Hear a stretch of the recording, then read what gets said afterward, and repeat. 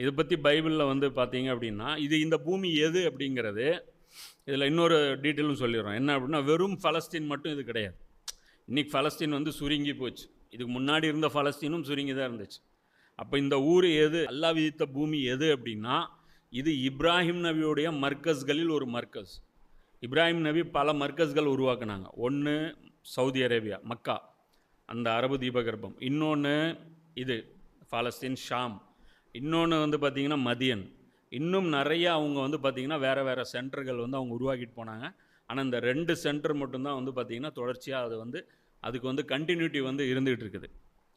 அப்போது இந்த இடத்துல இப்ராஹிம் அலைஹிஸ்ஸலாம் அவங்களுடைய மர்கஸ் அது. அதுவும் இப்ராஹிம் நபியுடைய புனித தலங்களில் ஒரு புனித தலம் தான். இதை பைபிளில் வந்து பார்த்திங்கன்னா கானான் தேசம் அப்படிம்பாங்க. அரபுகளில் பார்த்திங்கன்னா ஷாம் அப்படிம்பாங்க. ஷாம் அப்படின்னா பலஸ்தீன், சிரியா, ஜோர்டான், லெபனான் எல்லாம் கலந்தது. நல்லா புரிஞ்சுக்கணும். இப்போ இருக்கிற பலஸ்தீனு, இப்போ இஸ்ரேல் ஆட் பண்ணிக்கங்க, சிரியாவும் ஆட் பண்ணிக்கங்க. இப்போ சிரியா இப்போது ஒரு பகுதி ஜெயிச்சாங்க இல்லையா? சிரியாவில் தான் யஹ்யா அலைஹிஸ்ஸலாமுடைய கபரும் இருக்குது. எங்கே? டமாஸ்கஸில் தான் யஹ்யா அலைஹிஸ்ஸலாமுடைய கபரும் இருக்குது.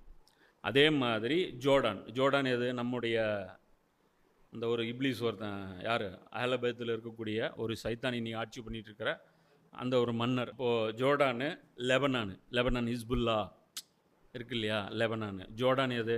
இந்த மன்னர் வந்து இப்போது அவன் என்ன பண்ணான்? ஈரான் வந்து மிசைல் அடிக்குது இஸ்ரேலுக்கு. அந்த மிசைலை வந்து இவன் வந்து நடுவில் வந்து கிராஸ் பண்ணான். யார்? ஜோர்டான் மன்னர். அவன் அதாவது சேவை, பொது சேவை பார்த்தீங்க.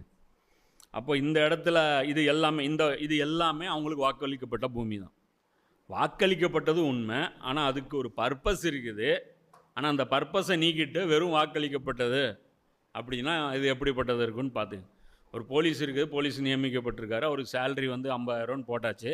ஆனால் அவர் ஒரு நாளும் ஸ்டேஷனுக்கு வரமாட்டார். யூனிஃபார்ம் அவர் போட்டதே கிடையாது. ஆனால் அவர் வந்து அடுத்து வந்து ப்ரொமோஷன் வேறு எதிர்பார்க்குறாரு. அப்புறம் இது எவ்வளோ கிறுக்குத்தனமாக இருக்கோ அது மாதிரியான ஒரு கிறுக்குத்தனம் தான் இவங்களுக்கு. அப்போ இது வந்து பைபிளில் வந்து டீட்டெயிலாக இதையும் வந்து பார்க்க முடியும்.